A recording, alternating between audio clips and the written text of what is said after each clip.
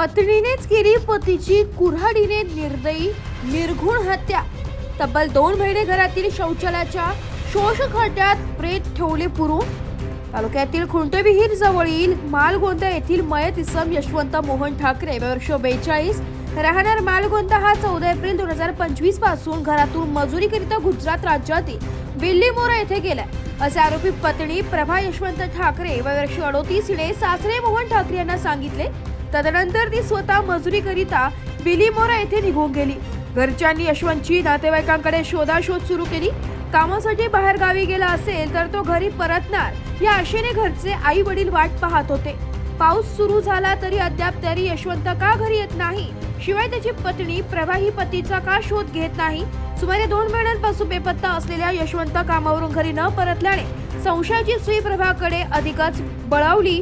घरात तपास केला असता घरातील ओसरीवर खड्डा खोदून शेण मातीने सावरलेले दिसून आल्याने मयताचे वडील मोहन ठाकरे यांना संशय आल्याने पोलीस ठाण्यात सुनेविषयी तक्रार दाखल केली आहे। पोलिसांनी बिल्लीमोरा येथून प्रभा ही तपासणी करिता सुरगाणा येथे पोलीस ठाण्यात आणण्यात आलाय।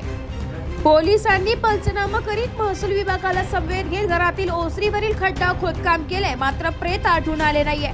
प्रभाने पोलिसांनी तपासात गुंगार देत आरोप फेटाळून लावले।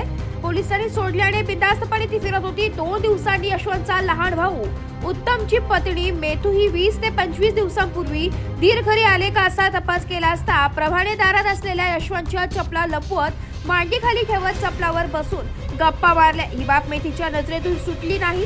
खड्डा खोदला असता काही धागादोरा हाती न लागल्याने पोलिसांना रिकाम्या हाताने परतावे लागले होते।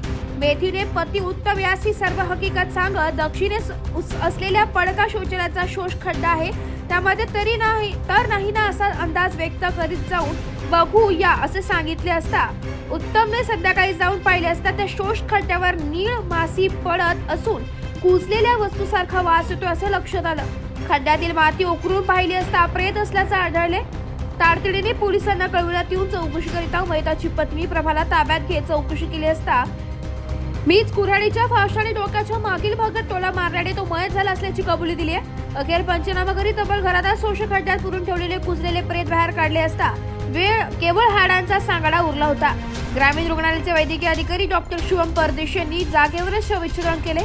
शरीराचे मान, धड, हातपाय असे 3 तुकडे करून गोणीमध्ये भरून शोष खड्ड्यात प्रेत टाकून माती मुरून मातीचे पोत्रे प्लास्टिक पिशव्या टाकून त्यावर वास येऊ नये म्हणून फॉरेस्ट तसेच औषध टाकून प्रेत घरातील शौचालयाच्या शोष खड्ड्यात पुरले होते। हे सर्व एकटे पत्नी करू शकते का? कोणी मदत केली असावी का? आरोपी प्रभा हिचे माहेर डांग सीमावर्ती भागातील शेलोटमाळ येथे 1 ते 1.5 किलोमीटर अंतरावर आहे। या बाबतीत शंका व्यक्त केली जाते। हत्येचे नेमके कारण समजले नसून पुढील तपास पोलीस निरीक्षक राहुल मोरे, नायब तहसीलदार मोहन कुलकर्णी, पोलीस उपनिरीक्षक अण्णासाहेब दिघे यांच्या मार्गदर्शनाखाली पंडित खिरकाडे, संदीप पगारे, रमेश चव्हाण, मनोज चव्हाण, गणेश आव्हाड, लहुदास गायकवाड, रमेश महाले तसेच फॉरेन्सिक लॅब नाशिक हे करीत आहे। मारेकरी पत्नीच्या पोलिसांनी मुसक्या आवळल्या असून गजाआड केलाय। मयताच्या पश्चात पत्नी, मुलगा, आई वडील, भाऊ असा परिवार आहे। नाशिक लोकशाही न्यूज साठी उपसंपादक बाजीराव नाना खेरनार सह प्रतिनिधी रतन चौधरी, सुरगाणा।